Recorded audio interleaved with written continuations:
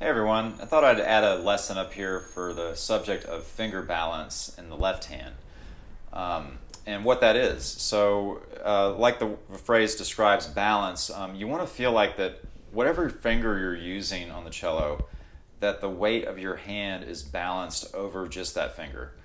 And the other fingers are free, so they're not clamped in, and definitely no squeezing with the thumb. So that's probably the biggest part about finger balance, is trying to liberate the thumb and feel like you're pulling the string down with the hand.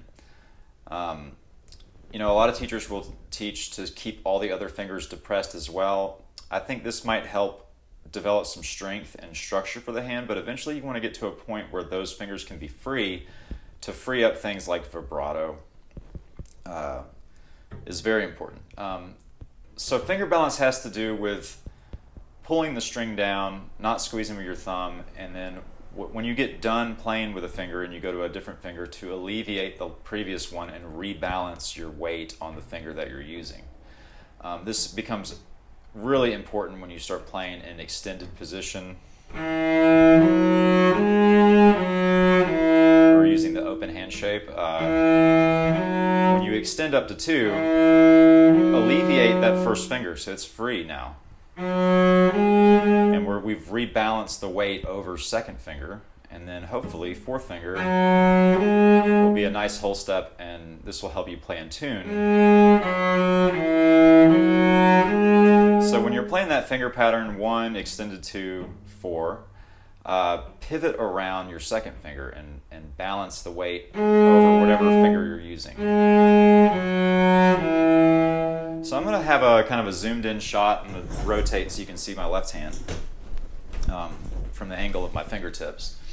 And I'm just going to play a 2-octave D scale.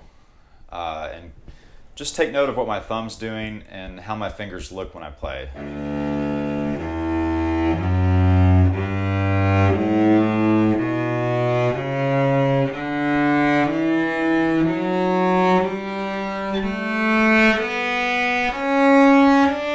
Relaxed thumb, sort of pulling the string down.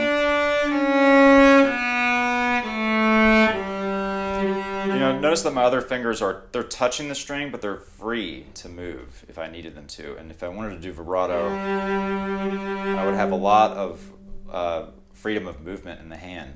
And for these extensions too, you only need to do the extension when you need it.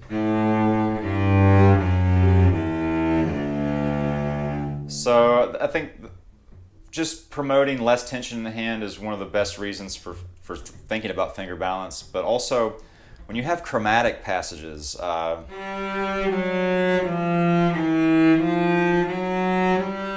ideally if our fingers were made where everything was spread apart, this wouldn't be a problem, but they're not. These two middle fingers like to hang out together. So we have to compensate for that when we play a chromatic fingering 4, 3, 2.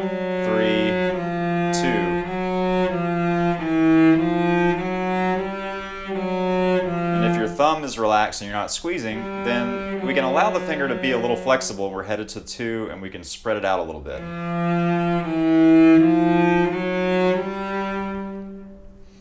Anyway, that's the whole concept behind finger balance. It's a really important concept to start thinking about. And again, the whole thing kind of hinges on keeping the thumb relaxed. So think about pulling the string down instead of counteracting with the thumb. It's kind of counterintuitive to do this because our thumbs are meant for helping us grab things and pick up stuff. So this is a big habit that takes a while to develop, a good habit of not squeezing with your thumb. And this is going to really help you with vibrato when you start to do vibrato, because your thumb's going to be free, your range of motion is going to be much wider. Whereas if you're squeezing, then everything's sort of limited and tense.